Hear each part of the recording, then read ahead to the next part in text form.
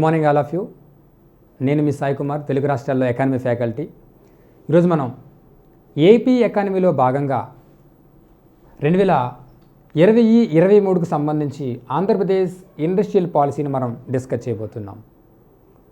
ఇది డిస్కస్ చేసే ముందు అసలు ఇండస్ట్రియల్ పాలసీ అంటే ఏంటి, అసలు పారిశ్రామిక విధానము అంటే ఏంటి, పారిశ్రామిక విధానాలను ఎందుకు ప్రభుత్వం ప్రకటిస్తుంది, ఇలా ప్రకటించేటప్పుడు ఈ పారిశ్రామిక విధానంలో ప్రభుత్వం పేర్కొన్నటువంటి ప్రోత్సాహకాలు ఏ విధంగా ఉంటాయి, పెట్టుబడిదారులు మన రాష్ట్రంలో పెట్టుబడి పెట్టేటప్పుడు ప్రభుత్వం వారికి అందించే అవస్థాపన సౌకర్యాలు ఏ విధంగా ఉంటాయనేది మనం డిస్కస్ చేయబోతున్నాం.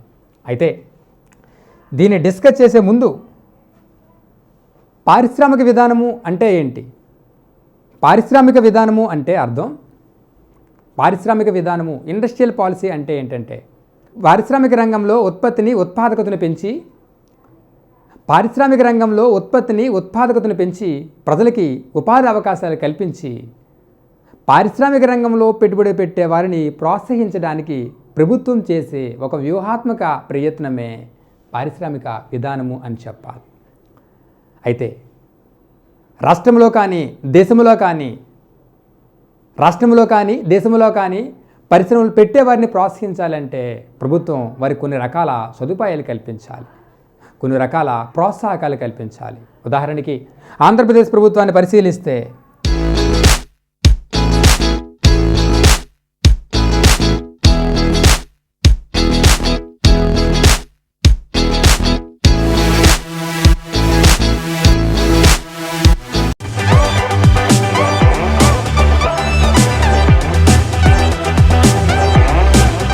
ఆంధ్రప్రదేశ్ ప్రభుత్వం 1989 సంవత్సరంలో ఏం చేసిందంటే సరళీకృత ఇంటెన్సివ్ పథకాన్ని ప్రవేశపెట్టింది. సరళీకృత ఇంటెన్సివ్ పథకము అంటే ఏంటి అంటే ప్రభుత్వం ఐడెంటిఫై చేసిన ప్రదేశాల్లో ఎవరైనా పెట్టుబడి పెట్టారనుకో, అప్పుడు ప్రభుత్వం ఏం చేసిందంటే వారికి అయ్యే స్థిర మూలధనంపై సబ్సిడీ ఇస్తుంది. స్థిర మూలధనంపై సబ్సిడీ ఇవ్వడం అంటే కొంత మినహాయింపు ఇస్తుంది. అర్థం కాలేదా? ఉదాహరణ చెప్పాలంటే ప్రభుత్వం ఏదో ఒక ల్యాండ్ని ఐడెంటిఫై చేసింది.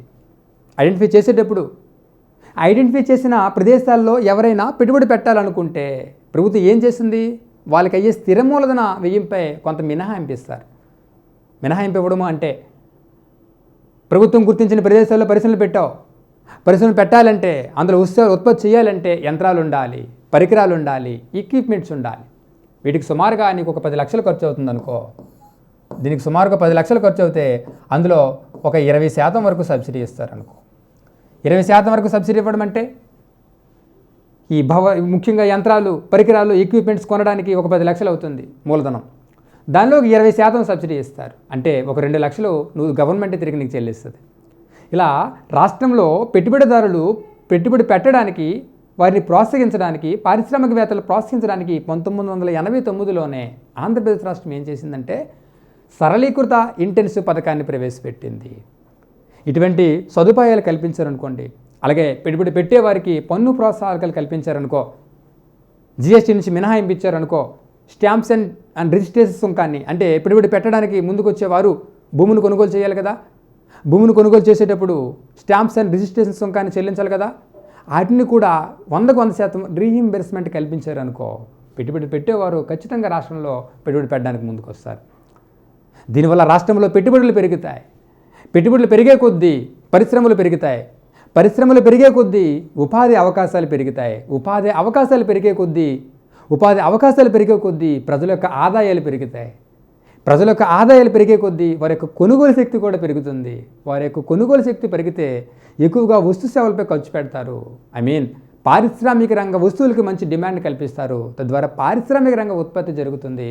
పారిశ్రామిక రంగ ఉత్పత్తి జరిగితే ఆటోమేటిక్గా పారిశ్రామిక రంగంలో మరి కొంతమందికి ఉపాధి అవకాశాలు లభిస్తాయి. అందుకే ఏ రాష్ట్ర ప్రభుత్వమైనా లేదా కేంద్ర ప్రభుత్వమైనా పారిశ్రామిక విధానాలకి అత్యంత ప్రాధాన్యత ఇస్తుంది.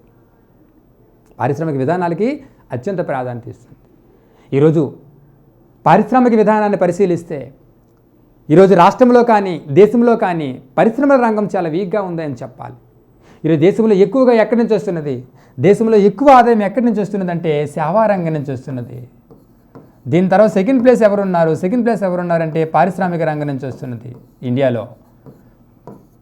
తక్కువగా ఎక్కడి నుంచి వస్తుందంటే వ్యవసాయ రంగం నుంచి వస్తున్నది ఇండియాలో. అదే ఏపీని పరిశీలిస్తే ఏపీలో ఈరోజు ఎక్కువగా ఎక్కడి నుంచి వస్తున్నది, ఏపీలో కూడా సేవా రంగం నుంచే వస్తున్నది. సెకండ్ ప్లేస్ ఎక్కువగా ఎక్కడి నుంచి వస్తున్నదంటే ఎక్కువగా వ్యవసాయ రంగం నుంచి వస్తున్నది. తక్కువగా ఎక్కడి నుంచి వస్తున్నది అంటే ఏపీలో పారిశ్రామిక రంగం నుంచి వస్తున్నది. అంటే ఆంధ్రప్రదేశ్లో పారిశ్రామిక రంగం చాలా వీక్గా ఉందని చెప్పాలి. అందుకే ప్రభుత్వం ఏం చేస్తుందంటే పారిశ్రామిక విధానాలని ప్రకటిస్తుంది. పారిశ్రామిక విధానాలను ప్రకటించడం అంటే మా రాష్ట్రంలో ఎవరైనా పెట్టుబడులు పెడితే వారికి ఈ సదుపాయాలు కల్పిస్తాం, వారికి ఈ ప్రోత్సాహకాలు కల్పిస్తాం, మా యొక్క పొటెన్షియల్ ఈ విధంగా ఉన్నది, సో మా రాష్ట్రంలో పెట్టుబడులు పెట్టండి అని ప్రకటించేదాన్ని పారిశ్రామిక విధానము అని పిలుస్తారని చెప్పాను. అయితే దేశంలో ఎక్కువగా ఎక్కడి నుంచి ఆదాయం వస్తుందని చెప్పుకున్నాం, సేవా రంగం నుంచి. సెకండ్ పారిశ్రామిక రంగం, థర్డ్ వ్యవసాయ రంగం. కానీ ఏపీలో ఎక్కువగా సేవా రంగం నుంచి వస్తున్నది, సెకండ్ ప్లేస్ వ్యవసాయం నుంచి వస్తున్నది, లీస్ట్కి తక్కువగా పారిశ్రామిక రంగం నుంచి వస్తున్నది. అయితే సేవా రంగానికి బేస్ ఏది అంటే పారిశ్రామిక రంగమే. మరి సేవా రంగం ఆదాయం పెరుగుతుంది, ఓకే. ఇలా పెరగాలంటే అంతకంటే ముందు ఎవరు స్ట్రాంగ్గా ఉండాలంటే పారిశ్రామిక రంగం స్ట్రాంగ్గా ఉండాలి. అంతే కదా, బిల్డింగ్ కడుతున్నాం, 1 నుంచి 2, 3, 4 అంతస్తులు పెంచుకుంటూ పోతున్నాం. అది స్థిరంగా ఉండాలంటే, స్ట్రాంగ్గా ఉండాలంటే పునాది స్ట్రాంగ్గా ఉండాలి. ఇది కూడా అంతే. సేవా రంగం స్ట్రాంగ్గా ఉండాలంటే అంతకంటే ముందు సేవా రంగం మంచిగా అభివృద్ధి చెందుతుంది, ఓకే. అది స్థిరంగా ఉండాలంటే అంతకంటే ముందు పారిశ్రామిక రంగం స్ట్రాంగ్గా ఉండాలి. కానీ పారిశ్రామిక రంగం చూస్తే వీక్గా ఉంది. అందుకోసమే రాష్ట్ర ప్రభుత్వం ఏం చేస్తుందంటే పారిశ్రామిక విధానాలు ప్రకటించడం మొదలుపెట్టింది. అయితే అసలు సిఎస్ఓ, ఇప్పుడు ఎన్ఎస్ఓ, ఆర్థిక వ్యవస్థను 3 రంగాలుగా విడదీసేది ఒకప్పుడు.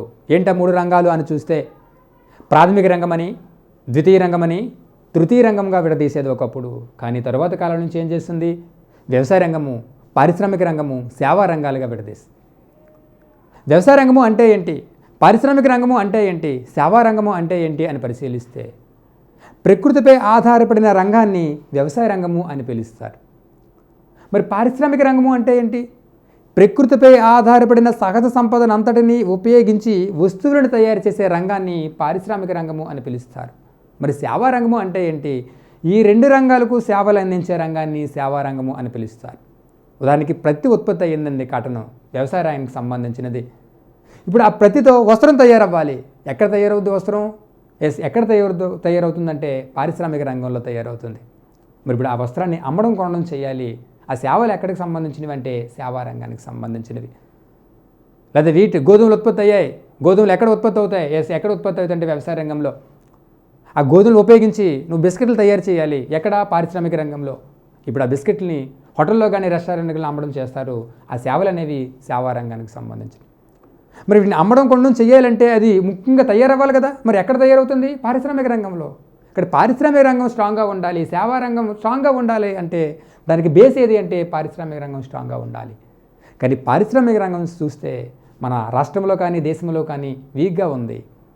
అందుకే దేశ ప్రభుత్వము కేంద్ర ప్రభుత్వం దేనికి ప్రాధాన్యత ఇస్తున్నది అని చూస్తే మేక్ ఇన్ ఇండియా అటువంటి పథకాలకి, అలాగే నేషనల్ మ్యానుఫ్యాక్చరింగ్ పాలసీ అటువంటి కార్యక్రమాలకి ప్రాధాన్యత ఇవ్వగా, రాష్ట్ర ప్రభుత్వం అయితే పారిశ్రామిక విధానాలకి ప్రాధాన్యత ఇస్తుంది.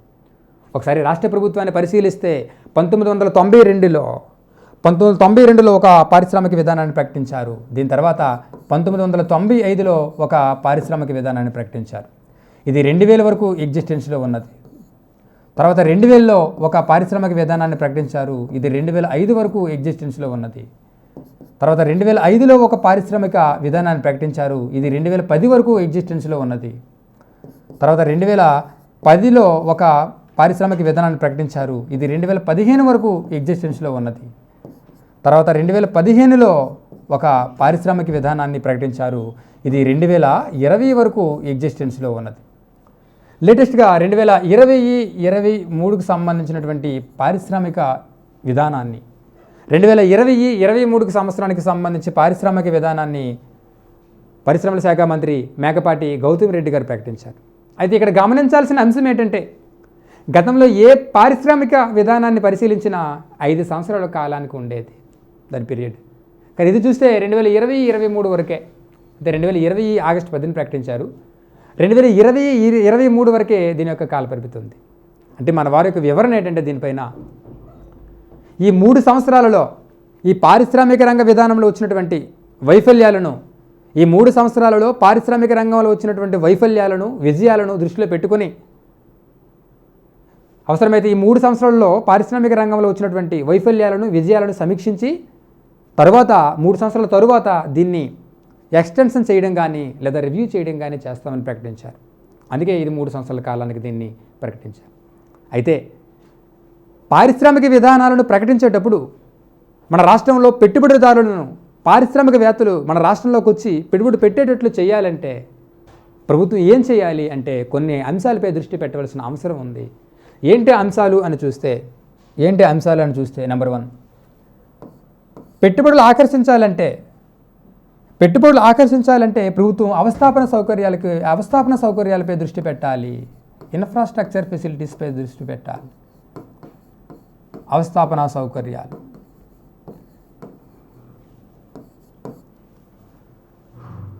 సౌకర్యాలు అంటే ఏంటి?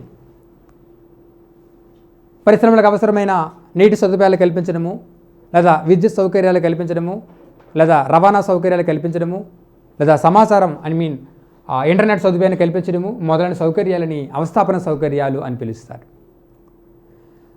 పారిశ్రామికవేత్తలు పెట్టుబడి పెట్టేటప్పుడు అక్కడ పారిశ్రామికవేత్తలు ఎవరైనా సరే ఏ రాష్ట్రంలోనైనా లేదా ఏ దేశంలోనైనా పెట్టుబడి పెట్టేటప్పుడు అక్కడ మంచి అవస్థాపన సౌకర్యాలు ఉన్నాయా లేదా అని పరిశీలిస్తారు. ఎందుకు? పారిశ్రామికవేత్తలు పెట్టుబడి పెట్టి వస్తు సేవలు ఉత్పత్తి చేయాలంటే వస్తు సేవల ఉత్పత్తికి వాటర్ ఫెసిలిటీస్ సరిగ్గా ఉన్నాయా లేదా? మరి వస్తు సేవలు ఉత్పత్తి అవ్వాలంటే మరి నీటి సౌకర్యాలు ఉండాలి కదా, అవి సరిగ్గా ఉన్నాయా లేవా చూసుకుంటారు. అలాగే వస్తు సేవలు ఉత్పత్తి అవ్వాలంటే విద్యుత్ సౌకర్యం సరిగ్గా ఉందా లేదా చూసుకుంటారు. అలాగే ఇక్కడికి వచ్చి పెట్టుబడి పెట్టి వస్తు సేవలు ఉత్పత్తి చేసి ఆ ఉత్పత్తి చేసినటువంటి ఆ వస్తువులని వేరే ప్రదేశాలకి తరలించాలంటే అక్కడ రవాణా సౌకర్యాలు సరిగ్గా ఉన్నాయా లేదా చూసుకుంటారు. అలాగే ఇందులో ఉత్పత్తి చేసినటువంటి వస్తువులకి మార్కెట్ సదుపాయాలు కల్పించడానికి మంచి ఇంటర్నెట్ సదుపాయాలు కల్పిస్తున్నారా లేదా, మంచి బ్రాడ్బ్యాండింగ్ సౌకర్యం ఉందా లేదా చూసుకుంటారు. ఇలా పారిశ్రామికవేత్తలు ఎక్కడైనా సరే పెట్టుబడి పెట్టాలంటే అక్కడ మంచి అవస్థాపన సౌకర్యాలు ఉన్నావా లేవా అని పరిశీలిస్తారు. కాబట్టి మన రాష్ట్రం కూడా ఏం చేయాలి? పారిశ్రామికవేత్తలను ఆకర్షించడానికి అవస్థాపన సౌకర్యాలు కల్పించాలి. ఉదాహరణకి ఈరోజు చూడండి, దేశంలో ఎక్కువగా పెట్టుబడులు ఎక్కడికి తరలిపోతున్నాయి అని పరిశీలిస్తే ఎక్కువగా పెట్టుబడులు అనేవి గుజరాత్ మరియు మహారాష్ట్రే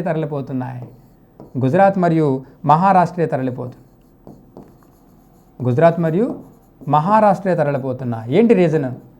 గుజరాత్ మరియు మహారాష్ట్రలోనే ఎందుకు ఎక్కువగా పెట్టుబడులు పెడుతున్నారు అని పరిశీలిస్తే, నరేంద్ర మోడీ ముఖ్యమంత్రిగా ఉన్నప్పుడు, గుజరాత్ రాష్ట్రానికి నరేంద్ర మోడీ ముఖ్యమంత్రిగా ఉన్నప్పుడు ఆయన పవర్ని బాగా డెవలప్మెంట్ చేశాడు, విద్యుత్ని బాగా డెవలప్మెంట్ చేశాడు.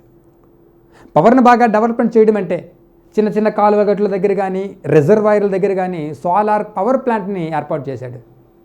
ఇలా సోలార్ పవర్ ప్లాంట్ని ఏర్పాటు చేసి పవర్ ప్రొడక్షన్ పెంచాడు. ఎప్పుడైతే పవర్ ప్రొడక్షన్ పెరిగిందో పవర్ చాలా తక్కువ ధరకు వచ్చేసేది. వెంటనే పెట్టుబడిదారులు అందరూ కూడా పవర్ తక్కువ ధరకు లభించడంతో అక్కడ ఆ రాష్ట్రంలో పెట్టుబడి పెట్టడం మొదలుపెట్టారు. అలాగే మహారాష్ట్రాన్ని పరిశీలించిన మహారాష్ట్రలో మంచి ట్రాన్స్పోర్ట్ ఫెసిలిటీ సౌకర్యాలు పుష్కలంగా ఉన్నాయి.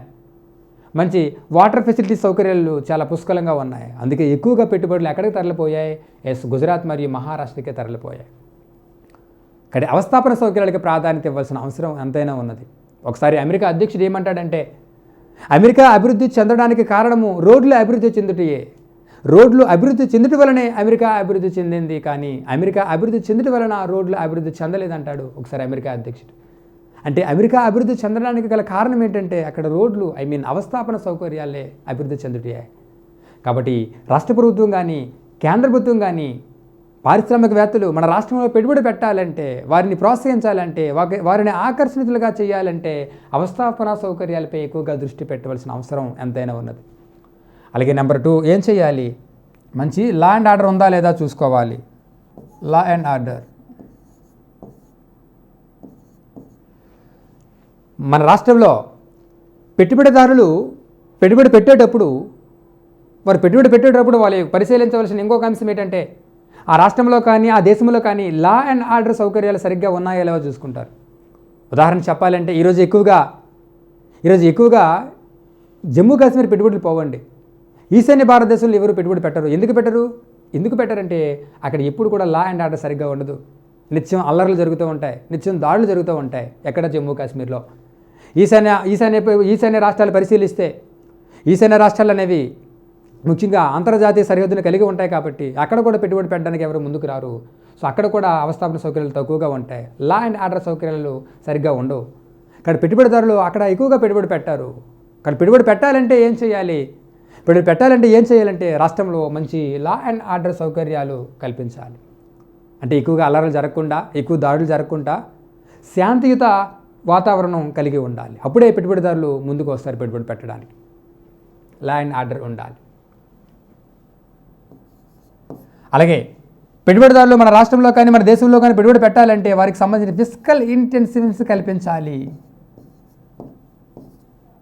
ఫిస్కల్ ఇన్సెంటివ్స్ అంటే కోశ సంబంధమైనటువంటి ప్రోత్సాహకాలు కల్పించాలి. కోశ సంబంధమైన ప్రోత్సాహకాలు కల్పించడం అంటే ఏంటి? కోశ సంబంధమైనటువంటి ప్రోత్సాహకాలు కల్పించడము అంటే రాష్ట్రంలో పెట్టుబడి పెట్టేవారికి జిఎస్టీ నుంచి మినహాయింపు ఇవ్వాలి. స్టాంప్స్ అండ్ రిజిస్ట్రేషన్ సుంకం నుంచి 100% రీయింబర్స్మెంట్ ఇవ్వాలి. ఇటువంటి కోశ సంబంధమైనటువంటి ప్రోత్సాహకాలు కల్పిస్తే తప్పనిసరిగా రాష్ట్రంలో పెట్టుబడి పెట్టేవారు, పారిశ్రామికవేత్తలు తప్పనిసరిగా పెట్టుబడి పెట్టడానికి అవకాశం ఉంటుంది. అలాగే ముఖ్యంగా రాష్ట్రంలో పెట్టుబడులను ఇంకా పెంచాలంటే, పారిశ్రామికవేత్తలు ఇంకా ఆకర్షణీయంగా చేయాలంటే స్కిల్ డెవలప్మెంట్ వాటిని ఏర్పాటు చేయాలి. అంటే నైపుణ్యవంతమైనటువంటి లేబర్స్ని మనం తయారు చేయాలి. ఎక్కడైతే నైపుణ్యవంతమైన లేబర్స్ ఉంటారో అక్కడ ఆటోమేటిక్గా పెట్టుబడులు అనేవి తరలిపోతాయి. కాబట్టి ఏం చేయాలి? ఇక్కడ రాష్ట్రంలో కానీ దేశంలో కానీ పెట్టుబడులు ఆకర్షించాలంటే పెట్టుబడిదారులకు ఏం చేయాలి? నెంబర్ 1 అవస్థాపన సౌకర్యాలు పుష్కలంగా కల్పించాలి. అలాగే అక్కడ లా అండ్ ఆర్డర్ సౌకర్యాలు బాగా ఉండేటట్లు చేయాలి. అలాగే ఫిస్కల్ కోశ సంబంధమైన ప్రోత్సాహకాలు కల్పించాలి. అలాగే ఇండస్ట్రియల్ ఇన్సెంటివ్స్ అంటే పారిశ్రామిక ప్రోత్సాహాలు కల్పించాలి. అలాగే స్కిల్డ్ లేబర్ని అందించాలి. నైపుణ్యవంతమైనటువంటి శ్రామికులు కూడా లభ్యంగా ఉండేటట్లు చేస్తే ఆటోమేటిక్గా ఖచ్చితంగా పారిశ్రామికవేత్తలు పెట్టుబడి పెట్టడానికి అవకాశం ఉంటుంది. కాబట్టి పారిశ్రామికవేత్తలను ఆకర్షించాలంటే ఈ రకమైన సౌకర్యాలకి ప్రాధాన్యత ఇవ్వాల్సిన అవసరం ఎంతైనా ఉన్నది. అయితే ఈరోజు మనం 2020-23 సంవత్సరానికి సంబంధించినటువంటి పారిశ్రామిక విధానాన్ని మనం డిస్కస్ చేసిపోతున్నాం. ఎందుకంటే ముందు ఆల్రెడీ చెప్పాను, 1992లో ఒకటి వచ్చింది. తర్వాత 1995, 2000లో ఒక విధానాన్ని ప్రకటించారు. అది 2000 వరకు ఎగ్జిస్టెన్స్లో ఉంది. 2000లో ఒక విధానాన్ని ప్రకటించారు, అది 2005 వరకు ఎగ్జిస్టెన్స్లో ఉంది. అలాగే 2005లో ఒక విధానాన్ని ప్రకటించారు, అది 2010 వరకు ఎగ్జిస్టెన్స్లో ఉంది. అలాగే 2010లో ఒక విధానాన్ని ప్రకటించారు, అది 2015 వరకు ఎగ్జిస్టెన్స్లో ఉంది. 2015లో ఒక విధానాన్ని ప్రకటించారు, అది 2020 వరకు ఎగ్జిస్టెన్స్లో ఉంది. లేటెస్ట్గా 2020-23 సంవత్సరానికి సంబంధించినటువంటి పాలసీని కూడా మనం ప్రకటించడం అనేది జరిగింది 2020 ఆగస్టు 10న. దీన్ని డిస్కస్ చేసే ముందు ఇక్కడ మన సిలబస్లో ఆంధ్రప్రదేశ్ విభజన తర్వాత, అంటే రాష్ట్ర విభజన తర్వాత ఆంధ్రప్రదేశ్ యొక్క పరిస్థితి ఏ విధంగా ఉంది అనే అంశాన్ని పేర్కొన్నారు. కాబట్టి ఆంధ్రప్రదేశ్ విభజన 2014 తర్వాత మనకు పాలసీ వచ్చిందని చెప్పాను. ఇప్పుడు 2015-20 కాబట్టి 2015-20 ఇండస్ట్రియల్ పాలసీపై కూడా నువ్వు ఎక్కువగా దృష్టి పెట్టవలసిన అవసరం ఉంది. ఎందుకంటే సిలబస్లో ఏమని పేర్కొన్నారంటే బైఫికేషన్ తర్వాత ఆంధ్రప్రదేశ్ యొక్క పరిస్థితి ఏ విధంగా ఉంది అనే అంశాన్ని కూడా పేర్కొన్నారు. కాబట్టి 2015-20కి సంబంధించినటువంటి ఇండస్ట్రియల్ పాలసీని కూడా నువ్వు బాగా అర్థం చేసుకోవాలి. ఎందుకంటే రాష్ట్ర విభజన తర్వాత ఆ పాలసీని ప్రకటించడం జరిగింది. 2015లో ప్రకటించారు, 2020 వరకు ఎగ్జిస్టెన్స్లో ఉంది. కాబట్టి దాన్ని కూడా ఒకసారి పరిశీలించిన తర్వాత మనం 2020-23కి సంబంధించినటువంటి పారిశ్రామిక విధానాన్ని మనం పరిశీలిద్దాం. ఏదో ఒక విధానాన్ని సరిగ్గా అర్థం చేసుకుంటే మిగతా అన్ని విధానాలు కూడా ఈజీగా అర్థమవుతాయి. అయితే ఇప్పుడు 2015-20 కొంచెం బ్రీఫ్గా డిస్కస్ చేద్దాం. 2015-20 ఇండస్ట్రియల్ డెవలప్మెంట్ పాలసీ అంటారు దీన్ని. 2015-20లో ఒక విధానాన్ని తీసుకొచ్చారు, దాన్నే ఇండస్ట్రియల్ డెవలప్మెంట్ పాలసీ అంటారు. దీన్నే ఇండస్ట్రియల్ ఇన్వెస్ట్మెంట్ ప్రమోషన్ పాలసీ అని కూడా పిలుస్తారు. ఇండస్ట్రియల్ ఇన్వెస్ట్మెంట్ ప్రమోషన్ పాలసీ అని కూడా పిలుస్తారు. అయితే 2015-20 ఇండస్ట్రియల్ పాలసీ కానీ 2020-23 ఇండస్ట్రియల్ డెవలప్మెంట్ పాలసీ కానీ ఈ యొక్క విధానాలు ప్రకటించేటప్పుడు ప్రభుత్వం ఏం చేస్తుందంటే ఒక ప్రవేశిక ఉంటుంది, అందులో ఉపోద్ఘాతం ఉంటుంది. ఆ ప్రవేశికలో మన రాష్ట్ర ప్రభుత్వం యొక్క పొటెన్షియల్ని తెలియజేస్తారు. మన రాష్ట్ర ప్రభుత్వం యొక్క పొటెన్షియల్ని తెలియజేస్తారు. ఎందులో 2015-20లో చూసినా 2020-23లో చూసినా పారిశ్రామిక విధానాన్ని ప్రకటించేటప్పుడు ప్రభుత్వం ఏం చేసిందంటే మన రాష్ట్రం యొక్క పొటెన్షియల్ని తెలియజేస్తుంది. మన రాష్ట్రం యొక్క పొటెన్షియల్ని తెలియజేయడం అంటే ఏంటి? మన రాష్ట్రం యొక్క పొటెన్షియల్ని తెలియజేయడము అంటే అర్థం, ఉదాహరణకి 2020-23లో కూడా పేర్కొన్నారు ప్రవేశికలో, అలాగే 2015-20లో కూడా పేర్కొన్నారు ప్రవేశికలో. ఏమని పేర్కొన్నారని చూస్తే ఆంధ్రప్రదేశ్ రాష్ట్రం యొక్క పొటెన్షియల్ పేర్కొన్నారు. ఏంటి పొటెన్షియల్ అంటే? ఆంధ్రప్రదేశ్ రాష్ట్రంలో మన రాష్ట్రంలో సహజ వనరులు పుష్కలంగా ఉన్నాయని, గుజరాత్ రాష్ట్రం తరువాత రెండవ అత్యంత తీర ప్రాంతం, సుమారుగా 974 కిలోమీటర్ల తీర ప్రాంతం కలిగిన రెండవ రాష్ట్రం ఆంధ్రప్రదేశ్ అని, ఆంధ్రప్రదేశ్లో బైరిటీస్, లైమ్స్టోన్, బాక్సైట్ వంటి ఖనిజాలు పుష్కలంగా ఉన్నాయని, రాతినార ఉత్పత్తిలో ఆస్బెస్టాస్ అంటారు దాన్ని, రాతినార ఉత్పత్తిలో దేశంలో ప్రథమ స్థానంలో ఉందని, అలాగే ఆంధ్రప్రదేశ్ మంచి రివర్ బేసిన్ కలిగి ఉందని, అంటే నిరంతరము కూడా గోదావరి, కృష్ణా నదులు నిరంతరం నీటిని అందిస్తాయని, అలాగే దేశంలో మొట్టమొదటిసారిగా బంగారు గని మన కేజీ బేసిన్లోనే లభించిందని, సహజ వాయువులు కూడా ఆంధ్రప్రదేశ్ రాష్ట్రంలో పుష్కలంగా ఉన్నాయని. సో ఇవన్నీ కూడా మాకు పొటెన్షియల్, మా దగ్గర ఇన్ని వనరులు ఉన్నాయి, మా దగ్గర ఇటువంటి సదుపాయాలు ఉన్నాయి, కాబట్టి ఎవరైనా వచ్చి మన రాష్ట్రంలో పెట్టుబడి పెట్టండి అని ఆంధ్రప్రదేశ్ రాష్ట్రానికి సంబంధించినటువంటి పొటెన్షియల్ని మన ప్రభుత్వం ఆ పాలసీలో ప్రకటిస్తుంది.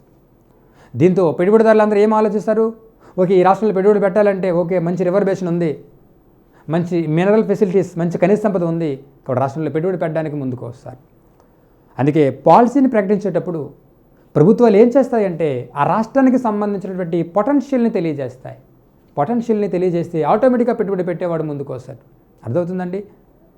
నువ్వు కాంపిటేటివ్కి ప్రిపేర్ అవ్వాలనుకుంటున్నావు, మీ నాన్నగారు కానీ మీ అమ్మగారు నీపై పెట్టుబడి పెట్టాలంటే ముందు నీ పొటెన్షియల్ ఏంటో చూస్తారు. నీ పొటెన్షియల్ చూడడం అంటే నువ్వు సరిగ్గా చదువుతున్నావా లేదా, రోజుకి 10-20 గంటలు చదవగలవా, రోజుకు 10-20 గంటలు కాదు, రోజుకు కనీసం ఒక 8-10 గంటలు చదవగలవా లేదా, లేదు ఉదయం 5 గంటలకు లెగ్గలవా, చదివే ఓపుకుందా, 2-3 సంవత్సరాల్లో గ్రూప్ 2 లేదా గ్రూప్ 1 చదివే ఓపుకుందా, నీకు ఆ పొటెన్షియల్ ఉంటేనే నీపై పెట్టుబడి పెడతారో లేదంటే లేదు. ఇక్కడ కూడా అంతే. పారిశ్రామికవేత్తలు రాష్ట్రంలో పెట్టుబడి పెట్టాలంటే మన రాష్ట్రం యొక్క పొటెన్షియల్ చూసి, మన రాష్ట్రం యొక్క పొజిషన్ చూసి పెట్టుబడి పెడతారు. అందుకే ప్రభుత్వాలు ఏం చేస్తాయి అంటే పారిశ్రామిక విధానాలు ప్రకటించేటప్పుడు మన రాష్ట్రం యొక్క పొటెన్షియల్ అనేవి తెలియజేస్తాయి ఉపోద్ఘాతంలో, ప్రవేశికలో. అలాగే మన రాష్ట్ర ప్రభుత్వం కూడా 2015-20లో కానీ 2020-23లో కానీ పారిశ్రామిక విధానాన్ని ప్రకటించేటప్పుడు మన రాష్ట్రం యొక్క పొటెన్షియల్ కూడా తెలియజేయడం అనేది జరిగింది. అయితే 2015-20 మనం కూడా కొంచెం ఇంపార్టెన్స్ ఇవ్వాలి, ఎందుకంటే బైఫర్కేషన్ తర్వాత దాన్ని ఆ యొక్క విధానాన్ని ప్రకటించారు కాబట్టి దాన్ని కొంచెం లైట్గా డిస్కస్ చేసి మనం 2020-23 పారిశ్రామిక విధానాన్ని చూద్దాం ఒకసారి. ఏ పారిశ్రామిక విధానం అర్థం కావాలన్నా అందులో కొంచెం బేసిక్స్ అనేవి ఇప్పుడు చెప్పినటువంటి ఈ బేసిక్స్ అర్థం చేసుకుంటే ఈజీగా అర్థమవుతాయి. ఒకసారి 2015-20 ఇండస్ట్రియల్ డెవలప్మెంట్ పాలసీ అంటారు దీన్ని, పారిశ్రామిక విధానాన్ని. దీన్ని IIPP అంటారు, అంటే industrial investment and promotion policy అని కూడా పిలుస్తారు. ఈ 2015-20లో ఈ ఇండస్ట్రియల్ డెవలప్మెంట్ పాలసీ యొక్క లక్ష్యాలు ఏంటి అని చూస్తే, లక్ష్యాలు ఏంటి బ్రీఫ్గా డిస్కస్ చేద్దాం. లక్ష్యాలు ఏంటి అంటే నెంబర్ 1, సమ్మిళిత సుస్థిరాభివృద్ధిని సాధించుట, సమ్మిళిత మరియు సుస్థిరాభివృద్ధిని సాధించుట, సమ్మిళిత ఇన్క్లూజివ్ అండ్ సస్టైనబుల్ డెవలప్మెంట్ గ్రోత్ని సాధించాలి, సమ్మిళిత సుస్థిరాభివృద్ధిని సాధించాలి. సమ్మిళిత సుస్థిరాభివృద్ధి అంటే ఏంటి? సమ్మిళిత సుస్థిరాభివృద్ధి అంటే, సమ్మిళిత వృద్ధి అంటే ఏంటి? ఇన్క్లూజివ్ గ్రోత్ అంటే వృద్ధి అనేది ఏదో ఒక వర్గంలో కాదు, అన్ని వర్గాల్లో కలుపుకొని వృద్ధిని సాధిస్తే దాన్ని సమ్మిళిత వృద్ధి అని పిలుస్తారు. నేను పాఠం చెప్తున్నానండి, నేను పాఠం చెప్పేటప్పుడు ఏదో ఒక వర్గం వరకు అర్థమవుతుంది, లేదా ఓన్లీ మేల్కి మాత్రం అర్థమవుతుంది, లేదా ఓన్లీ ఫీమేల్కి మాత్రం అర్థమవుతుంది, లేదా ఓన్లీ తెలివైన వాడికి మాత్రం అర్థమవుతుంది. అలా కాకుండా నేను చెప్పే క్లాస్ అందరికీ అర్థమైతే, అందరూ దృష్టిలో పెట్టుకొని మనం పాఠం చెబితే అందరికీ అర్థమైతే దాన్ని ఏమంటామంటే సమ్మిళిత వృద్ధి అంటారు. ఇక్కడ కూడా అంతే. సమ్మిళిత వృద్ధి అంటే దేశంలో అన్ని వర్గాల వారిని కలుపుకుని వృద్ధిని సాధించడాన్ని సమ్మిళిత వృద్ధి అంటారు. ఆ వృద్ధి ఎలా ఉండాలి? సుస్థిరాభివృద్ధి ఉండాలి. ఏదో 1 year 2 years కాకుండా అది స్థిరంగా ఉండాలి, కంటిన్యూగా ఉండాలి, భవిష్యత్ తరాల వరకు కూడా ఉపయోగపడేటట్లు ఉండాలి. ఇది ఒక లక్ష్యం పేర్కొన్నారు. ఇప్పుడు 2015-20 ఇండస్ట్రియల్ పాలసీ. అలాగే 2022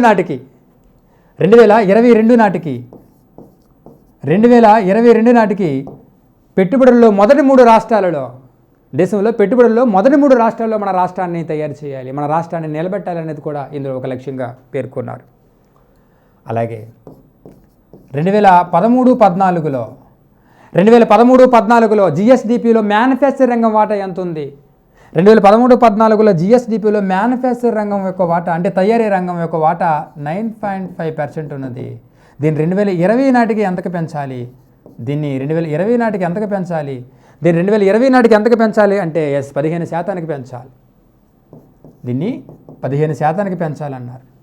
మ్యానుఫ్యాక్చరింగ్ రంగం అంటే పారిశ్రామిక రంగంలో మళ్ళీ ఉపరంగాలు ఉంటాయి. పారిశ్రామిక రంగంలో ఉపరంగాలు ఏంటి అంటే నెంబర్ 1 గనుల తవ్వకం అని, అలాగే తయారీ రంగం మ్యానుఫ్యాక్చరింగ్ అని, అలాగే నిర్మాణ రంగం అని, విద్యుత్, గ్యాస్, నీటి సరఫరా ఈ యొక్క ఉపరంగాలు ఉంటాయి. ఈ పారిశ్రామిక రంగంలో ఎక్కువగా వాటా ఇచ్చేది ఎవరంటే అందులో మ్యానుఫ్యాక్చరింగ్ రంగమే. కానీ మ్యానుఫ్యాక్చరింగ్ రంగాన్ని బలోపేతం చేయడానికి 2013-14లో మ్యానుఫ్యాక్చరింగ్ రంగం అందించే వాటా జిఎస్డిపిలో గ్రాస్ స్టేట్ డొమెస్టిక్ ప్రోడక్ట్లో మ్యానుఫ్యాక్చరింగ్ రంగం అందించే వాటా 9.5% ఉన్నది. ఎప్పుడు 2013-14లో. నేను 2020 నాటికి ఎంతకు తీసుకెళ్లాలంటే 15% తీసుకెళ్లాలని లక్ష్యం పెట్టుకున్నారు. అలాగే 2013-14లో జిఎస్డిపిలో పరిశ్రమల వాటాను చూస్తే 2013-14లో జిఎస్డిపిలో పరిశ్రమల వాటాను చూస్తే ఎంత శాతం ఉన్నది అంటే సుమారుగా ఒక 20% ఉన్నది.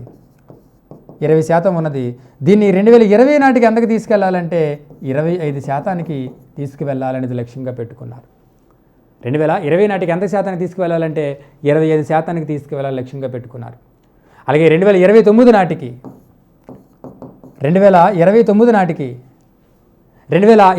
నాటికి ఆగ్నేయ తూర్పు ఆసియా దేశాలకు 2029 నాటికి ఆగ్నేయ మరియు తూర్పు ఆసియా దేశాలకు ఆంధ్రప్రదేశ్ని గేట్వే ముఖద్వారంగా తీర్చిదిద్దాలి అనేది కూడా ఒక లక్ష్యంగా పెట్టుకున్నారు. గేట్వే ముఖద్వారం అంటే ఆగ్నేషియా వెళ్ళాలంటే, ఆ తూర్పు ఆసియా దేశాలు వెళ్ళాలంటే మన ఏపీ గుండానే వెళ్ళాలి. ఎందుకంటే అది ఆగ్నేయం వైపు ఉన్నది ఆంధ్రప్రదేశ్. ఇండియాని పరిశీలిస్తే ఇండియాలో ఆగ్నేయం వైపు ఉంది ఏపీ. మరి తూర్పు ఆగ్నేయ దేశాలు వెళ్ళాలంటే ఏపీని ఒక గేట్వే ముఖద్వారంగా తీర్చిదిద్దాలి. అలా తీర్చిదిద్దాలంటే ఏపీలో మంచి లాజిస్టిక్ హబ్గా తీర్చిదిద్దాలి. ఏపీని లాజిస్టిక్ హబ్గా తీర్చిదిద్దాలి. లాజిస్టిక్ హబ్ అంటే ఏంటి? లాజిస్టిక్ హబ్ అంటే అర్థం, లాజిస్టిక్ హబ్ అంటే వస్తువులను, అన్ని రకాల వస్తువులను ఎగుమతులు మరియు దిగుమతులు చేయడానికి, అన్ని రకాల సౌకర్యాలను ఒకే దగ్గర కల్పిస్తే దాన్ని లాజిస్టిక్ హబ్ అంటారు. అర్థమవుతుందా? ఏపీని అంటే ఇక్కడ ఆగ్నేయం వైపు వెళ్ళాలంటే, తూర్పు ఆసియా దేశం వెళ్ళాలంటే, ఏపీలో ఆగ్నేయం వైపు వెళ్ళాలంటే, ఏపీ నుంచి మన వస్తు సేవల ఎగుమతులు ఆగ్నేయం వైపు వెళ్ళాలంటే, తూర్పు ఆసియా దేశాలు వెళ్ళాలంటే ఏపీలో మంచి లాజిస్టిక్ హబ్ని తీర్చిదిద్దాలి. అంటే అన్ని రకాల వస్తువులు ఎగుమతి చేయడానికి, అన్ని రకాల వస్తువుల్ని దిగుమతి చేయడానికి మంచి షిప్స్ ఉన్నాయా లేవా? ఒకవేళ అవసరం అనుకుంటే ఆ వస్తువులని స్టోరేజ్ చేయడానికి మంచి స్టోరేజ్ సెంటర్ ఉందా లేదా అక్కడ? ఒకవేళ ఆ స్టోరేజ్ సెంటర్లో ఉన్నటువంటి ఆ వస్తువుల్ని రక్షించడానికి మంచి సెక్యూరిటీ గార్డ్స్ ఉన్నారా లేదా? అవన్నీ రకాల సౌకర్యాలు ఒక దగ్గర కల్పిస్తే దాన్ని ఏమంటాం? లాజిస్టిక్ హబ్ అంటారు. కాబట్టి 2029 నాటికి ఏపీని లాజిస్టిక్ హబ్గా తీర్చిదిద్దాలనేది ఒక లక్ష్యంగా పేర్కొన్నారు. అలాగే 2020 నాటికి అదనంగా 10 లక్షల మందికి ఉపాధి అవకాశాలు కల్పించాలనేది మరొక లక్ష్యము.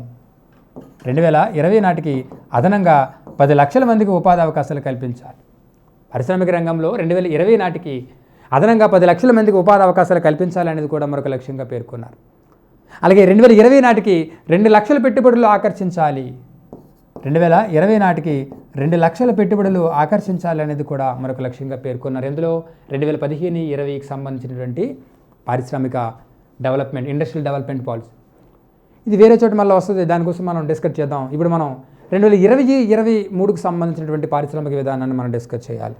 2 తెలుగు రాష్ట్రాలలో కాంపిటేటివ్ రంగంలో #1 యాప్ ఎస్&ఎస్ పబ్లికేషన్స్. యాప్ ని ఎలా డౌన్లోడ్ చేసుకోవాలి అనుకుంటున్నారా? అయితే వెంటనే గూగుల్ ప్లే స్టోర్ లో ఎస్&ఎస్ పబ్లికేషన్ అని టైప్ చేసి యాప్ ని డౌన్లోడ్ చేసుకోండి. మీ ఉద్యోగ సాధనలో మీకు తోడుగా మీ ఎస్&ఎస్ పబ్లికేషన్స్. 2020-23కు సంబంధించినటువంటి 2020-23కు సంబంధించినటువంటి ఇండస్ట్రియల్ డెవలప్మెంట్ పాలసీని 2020-23కు సంబంధించినటువంటి ఇండస్ట్రియల్ డెవలప్మెంట్ పాలసీని ఆగస్టు 10న 2020 ఆగస్టు 10న మేకపాటి గౌతమ్ రెడ్డి గారు దీన్ని విడుదల చేశారు. కథలో చెప్పాను, ఇది 3 సంవత్సరాల కాలానికి, దీని యొక్క టెన్యూర్ ఎంత అని చెప్పాము, 3 సంవత్సరాల కాలానికి. దీనిపై మన వారు ఏమి వివరించారని చెప్పుకున్నాం. ఈ 3 సంవత్సరాలలో ఈ పారిశ్రామిక విధానంలో ప్రకటించినటువంటి అంశాలను దృష్టిలో పెట్టుకుంటే ఈ పారిశ్రామిక విధానం సక్సెస్ అయ్యిందే లేదా, ఈ 3 సంవత్సరాల్లో జరిగినటువంటి వైఫల్యాలు ఏ విధంగా ఉన్నాయి, విజయాలు ఏ విధంగా ఉన్నాయి అని సమీక్షించి దీని తర్వాత దీన్ని కంటిన్యూ చేయడం కానీ లేదా రివ్యూ చేయడం కానీ చేస్తారని చెప్పాను. 2020-23 పారిశ్రామిక విధానాన్ని ప్రకటించేటప్పుడు ఈ లక్ష్యాలు ఏంటి, 2020-23లో ఆంధ్రప్రదేశ్ ఇండస్ట్రియల్ డెవలప్మెంట్ పాలసీ యొక్క లక్ష్యాలు ఏంటి, దీనిలో ఉద్దేశాలు ఏంటి, దీనిలో దేనికి అధిక ప్రాధాన్యత ఇచ్చారు, అలాగే దీనికి సంబంధించినటువంటి ప్రోత్సాహకాలు ఏ విధంగా ఉన్నాయి, దీనికి సంబంధించినటువంటి ట్రస్ట్ సెక్టార్లు ఏవేవి తీసుకొచ్చారు, గవర్నమెంట్ ఏ రంగాల్లో ట్రస్ట్ సెక్టార్లను తీసుకురావడం జరిగింది అనేది మనం డిస్కస్ చేద్దాం. ముందు 2020-23 ఆంధ్రప్రదేశ్ ఇండస్ట్రియల్ పాలసీ యొక్క లక్ష్యాలు ఏంటో చూస్తే, లక్ష్యాలు 23 ఇండస్ట్రియల్ డెవలప్మెంట్ పాలసీ లక్ష్యాలు ఏంటో పరిశీలిస్తే, లక్ష్యాలు నెంబర్ 1, రాష్ట్ర యువతకు ఉపాధి అవకాశాలు కల్పించాలి.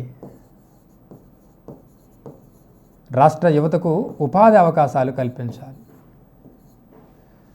నెంబర్ 1, రాష్ట్ర యువతకు ఉపాధి అవకాశాలు కల్పించడం అంటే ఏంటి? 2020-23కు సంబంధించి ఒక లక్ష్యం ఏంటంటే రాష్ట్ర యువతకు ఉపాధి అవకాశాలు కల్పించాలి. కోవిడ్-19 వల్ల చాలామంది యువత నిరుద్యోగులుగా తయారయ్యారు. కాబట్టి వాళ్ళందరికీ కూడా ఏం చేయాలి, అందరికీ కూడా ఏం చేయాలంటే ఉపాధి అవకాశాలు కల్పించాలి. అందుకోసమని ఈ యొక్క 2020-23 ఇండస్ట్రియల్ డెవలప్మెంట్ పాలసీలో సుమారుగా 30 స్కిల్ డెవలప్మెంట్ సెంటర్లని, ఒక 2 స్కిల్ డెవలప్మెంట్ యూనివర్సిటీని కూడా ఏర్పాటు చేస్తున్నారు. అందులో వారి నైపుణ్యాలు పెంచి, ఒక యువతకి నైపుణ్యాలు పెంచి, రాష్ట్ర యువతకు నైపుణ్యాలు పెంచి నిరుద్యోగం తగ్గించడానికి ఉద్దేశించబడ్డదే ఈ లక్ష్యం అని చెప్పాలి. అందుకోసమని ఏం చేస్తున్నారు, రాష్ట్ర ప్రభుత్వం ఏం చేస్తుందంటే ఒక 30 స్కిల్ డెవలప్మెంట్ సెంటర్లని, అంటే నైపుణ్య అభివృద్ధి కేంద్రాలని, అలాగే 2 స్కిల్ డెవలప్మెంట్ యూనివర్సిటీస్ విశ్వవిద్యాలయాన్ని కూడా ఏర్పాటు చేస్తుంది. తద్వారా చాలామంది యువతకి ఉపాధి అవకాశాలు కల్పించడం అనేది కూడా ఒక లక్ష్యంగా చెప్పాలి. అలాగే జాతీయ తలసరి పారిశ్రామిక జీవీఏ కంటే జాతీయ తలసరి పారిశ్రామిక జీవీఏ కంటే రాష్ట్రం యొక్క తలసరి పారిశ్రామిక జీవీఏ అనేది సమానంగా ఉండేటట్లు చూస్తారు. అంటే దేశంలో పారిశ్రామిక రంగం నుంచి ఎంత ఆదాయం వస్తున్నది, అలాగే రాష్ట్రంలో కూడా ఇంచుమించు అంతే ఆదాయం వచ్చినట్లుగా చూడాలి, అంతకంటే ఎక్కువగా వచ్చినట్లు చూడాలి.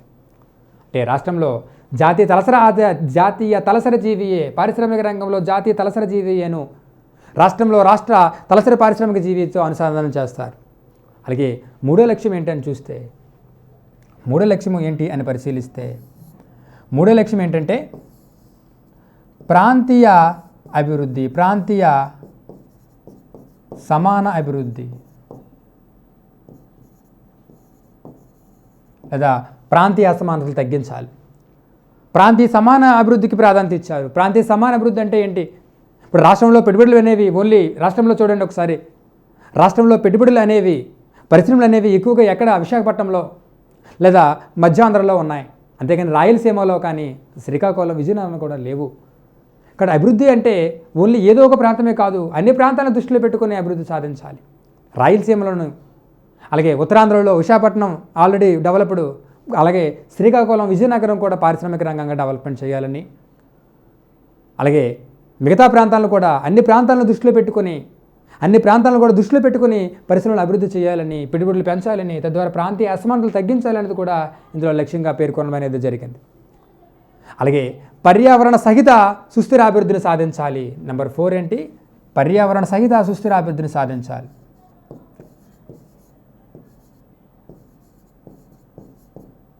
పర్యావరణ సహిత సుస్థిర అభివృద్ధిని సాధించుట.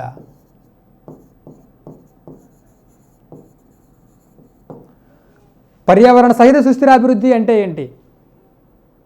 మన వృద్ధి ఎలా ఉండాలి? మన వృద్ధి ఎలా ఉండాలంటే దీర్ఘకాలంలో ఉండాలి మరియు పర్యావరణానికి సహితంగా ఉండాలి. అంటే పర్యావరణానికి ఎటువంటి హాని కలిగించకుండా మన వృద్ధిని సాధించాలి. అందుకోసమని ఏం చేస్తున్నారు? స్వచ్ఛాంధ్ర ప్రోత్సాహాలు కూడా కల్పిస్తారు ఇందులో. స్వచ్ఛాంధ్ర ప్రోత్సాహాలు అంటే ఎవరైనా సరే పర్యావరణ సహితంగా అంటే పర్యావరణ సంరక్షించే చర్యలు ఎవరైతే తీసుకుంటున్నారో, అర్థమవుతుందండి, ఏదైనా పరిశ్రమలో వస్తువులు ఉత్పత్తి అవుతున్నాయండి, దాని డస్ట్ లేదా డ్రైనేజీ దాని యొక్క వ్యర్థ పదార్థాలు బయటికి పోకుండా తిరిగి దాన్ని రీసైకిల్ చేసి ఎవరైతే ఆ విధంగా చర్యలు తీసుకుంటున్నారో పర్యావరణం రక్షించడానికి, ఆ రీసైకిల్ చేయడానికి యంత్రాలకు వచ్చి పెట్టాలి కదా, దానికి సంబంధించి ప్రత్యేకమైనటువంటి యంత్రాలు ఎక్విప్మెంట్స్ ఉండాలి కదా, వాటిని కొనుగోలు చేయడానికి సబ్సిడీ కూడా కల్పిస్తారు. దీనివల్ల ఏమవుద్ది? రాష్ట్రంలో వృద్ధి పెరుగుతుంది, ఒక పక్క పర్యావరణం కూడా కాపాడడానికి అవకాశం ఉంటుంది. కాబట్టి 2020-23 సంబంధించినటువంటి ఇండస్ట్రియల్ డెవలప్మెంట్ పాలసీ లక్ష్యాలు ఒకసారి పరిశీలిస్తే, నెంబర్ 1, రాష్ట్ర యువతకు ఉపాధి కల్పించాలి. జాతీయ పారిశ్రామిక తలసరి జీవీఏకి రాష్ట్ర పారిశ్రామిక తలసరి జీవీని అనుసంధానం చేయాలని, అలాగే ప్రాంతీయ సమాన అభివృద్ధిని సాధించాలని, పర్యావరణ సహిత సుస్థిర అభివృద్ధిని సాధించాలి అనే లక్ష్యాలతో 2020-23 పారిశ్రామిక విధానము అనేది ప్రకటించడమైనది. అయితే ఈ పారిశ్రామిక విధానంలో మన వాళ్ళ ఉద్దేశాలు ఏంటి? దేనికి ప్రాధాన్యత ఇచ్చారు అని చూస్తే, నెంబర్ 1 దేనికి ప్రాధాన్యత ఇచ్చారు అని పరిశీలిస్తే, నెంబర్ 1 అవస్థాపన సౌకర్యాలకు ప్రాధాన్యత ఇచ్చారు. అవస్థాపన సౌకర్యాలు నెంబర్ 1 అవస్థాపన సౌకర్యాలకు ప్రాధాన్యత ఇచ్చారు. అలాగే ఈఓడిబి ఈజ్ ఆఫ్ డూయింగ్ బిజినెస్కి ప్రాధాన్యత ఇచ్చారు. ఈజ్ ఆఫ్ డూయింగ్ బిజినెస్కి ప్రాధాన్యత ఇచ్చారు. అలాగే స్కిల్డ్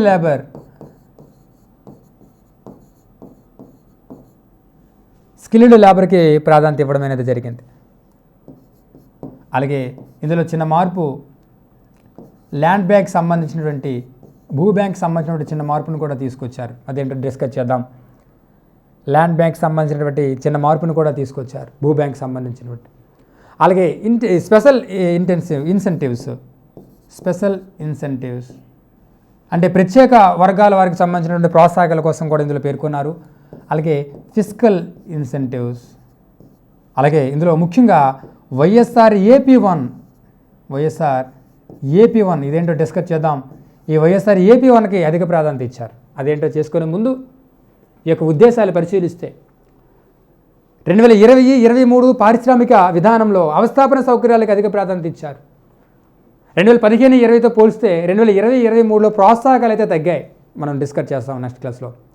ప్రోత్సాహకాలు అయితే తగ్గినప్పటికీ అవస్థాపన సౌకర్యాలకు అధిక ప్రాధాన్యత ఇచ్చారు. అవస్థాపన సౌకర్యాలకు అధిక ప్రాధాన్యత ఇవ్వడం అంటే, పారిశ్రామికవేత్తలు మన రాష్ట్రంలో ఎవరైనా పెట్టుబడి పెట్టేటప్పుడు తక్కువ ధరకే నీటి సౌకర్యాలు కల్పించడం కానీ, తక్కువ ధరకే విద్యుత్ సౌకర్యాలు కల్పించడం కానీ, లేదా మెగా ఫుడ్ పార్కులు ఏర్పాటు చేయడం కానీ, ఇండస్ట్రియల్ క్లస్టర్స్ ఏర్పాటు చేయడం కానీ, ఎంఎస్ఎంఈ పార్కులను ఏర్పాటు చేయడం కానీ మొదలైనటువంటి అవస్థాపన సౌకర్యాలు కల్పించారు. అలాగే ఈఓడిబి అంటే ఏంటి? ఈజ్ ఆఫ్ డూయింగ్ బిజినెస్, సులభతర వ్యాపార పరిస్థితులు కూడా అవకాశం కల్పించారు. సులభతర వ్యాపార పరిస్థితులు కూడా అవకాశాన్ని కల్పించడం అంటే, రాష్ట్రంలో ఎవరైనా సరే పెట్టుబడి పెట్టడానికి ముందుకు వస్తే వారికి సులభంగా అనుమతులు ఇవ్వడానికి ఉద్దేశించబడితే EODB, ease of doing business. అంటే రాష్ట్రంలో పెట్టుబడి పెట్టే వారికి 21 రోజుల్లోనే, రాష్ట్రంలో పెట్టుబడి పెట్టాలనుకునే వారికి 21 రోజుల్లోనే అనుమతిస్తారు. వాటి ఓవర్ రెస్ట్రిక్షన్స్ పెట్టకుండా 21 రోజుల్లోపలే అనుమతి ఇవ్వడానికి ఉద్దేశించబడితే ఈఓడిబి. అయితే ఇందులోనే డీమ్డ్ అప్రూవల్ సెల్ఫ్ సర్టిఫికేషన్ కూడా ప్రాధాన్యత ఇచ్చారు. డీమ్డ్ అప్రూవల్ సెల్ఫ్ సర్టిఫికేషన్ అంటే ఏంటి? డీమ్డ్ అప్రూవల్ సెల్ఫ్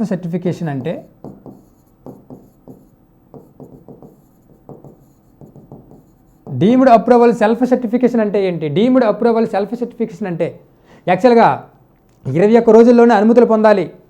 21 రోజుల్లోనే అనుమతులు పొందడానికి ఉద్దేశించబడితే ఈఓడిబి. ఇందులోనే భాగంగా ఏం చేశారంటే డీమ్డ్ అప్రూవల్ సెల్ఫ్ సర్టిఫికేషన్ కూడా ప్రాధాన్యత ఇచ్చారు. డీమ్డ్ అప్రూవల్ సెల్ఫ్ సర్టిఫికేషన్ అంటే 21 రోజుల లోపల అనుమతులు ఇవ్వకపోతే అనుమతులు ఇచ్చినట్లుగా భావించాలి. అదవుతుందండి. ఏదో పరిశ్రమలు పెట్టడానికి నువ్వు ఫైల్ తీసుకుని వెళ్ళేటప్పుడు వాళ్ళు 21 రోజులు అనుమతి ఇవ్వాలి. ఇవ్వలేదనుకోండి 21 రోజుల లోపల, అప్పుడు నువ్వు ఆ ఫైల్ నువ్వు ఏ పరిశ్రమ అయితే పెట్టాలనుకుంటున్నావో 21 రోజుల వారు అనుమతి ఇవ్వకపోతే ఏం చేయాలంటే దాన్ని డీమ్డ్ అప్రూవల్ సెల్ఫ్ సర్టిఫికేషన్గా భావించి అనుమతి పొందినట్లుగా నువ్వు భావించాలి. దీన్ని డీమ్డ్ అప్రూవల్ సెల్ఫ్ సర్టిఫికేషన్ని 2002 సంవత్సరంలో సింగిల్ విండో క్లియరెన్స్ యాక్ట్ ద్వారా తీసుకొచ్చారు. సింగిల్ విండో క్లియరెన్స్ యాక్ట్ 2002లో తీసుకొచ్చారు. దానికి అనుగుణంగా డీమ్డ్ అప్రూవల్ సెల్ఫ్ సర్టిఫికేషన్ ఉపయోగించారు. అంటే ప్రభుత్వం అనుమతులు ఎన్ని రోజుల్లో అయితే పేర్కొంటుందో అన్ని రోజుల లోపల అనుమతులు ఇవ్వకపోతే దాన్ని అనుమతులు ఇచ్చినట్లుగా భావించాలి. దాన్ని డీమ్డ్ అప్రూవల్ సెల్ఫ్ సర్టిఫికేషన్ అంటారు. దీన్ని ఆటోమేటిక్ యాక్సెప్టెన్స్ కూడా అని పిలుస్తారు. ఆటోమేటిక్ యాక్సెప్టెన్స్ అని కూడా పిలుస్తారు. దీన్ని ఆటోమేటిక్ యాక్సెప్టెన్స్ అని కూడా పిలుస్తారు. దీనికి 2023లో దీనికి ప్రాధాన్యత ఇచ్చారని చెప్పాలి. అలాగే స్కిల్డ్ లేబర్, రాష్ట్రంలో పారిశ్రామిక రంగం డెవలప్మెంట్ అవ్వాలంటే అంతకంటే ముందు ఎవరు డెవలప్మెంట్ కావాలి? రాష్ట్రంలో పారిశ్రామిక రంగం డెవలప్మెంట్ అవ్వాలంటే ముఖ్యంగా ఎవరు డెవలప్మెంట్ కావాలి? ముఖ్యంగా అక్కడ మంచి స్కిల్, నైపుణ్యవంతమైనటువంటి యువతను తయారు చేయాలి. అందుకోసమని ఏం చేశారంటే 2 స్కిల్ డెవలప్మెంట్ యూనివర్సిటీస్ని, అలాగే 30 స్కిల్ డెవలప్మెంట్ సెంటర్స్ని కూడా ఏర్పాటు చేస్తున్నారు. అలాగే ల్యాండ్ బ్యాంక్, భూ బ్యాంక్ అంటే ఏంటి? ల్యాండ్ బ్యాంక్లో చిన్న మార్పులు కూడా తీసుకొచ్చారు. ల్యాండ్ అలాట్మెంట్కి సంబంధించి కొన్ని మార్పులు కూడా తీసుకొచ్చారు. ఏంటో మార్పులను చూస్తే,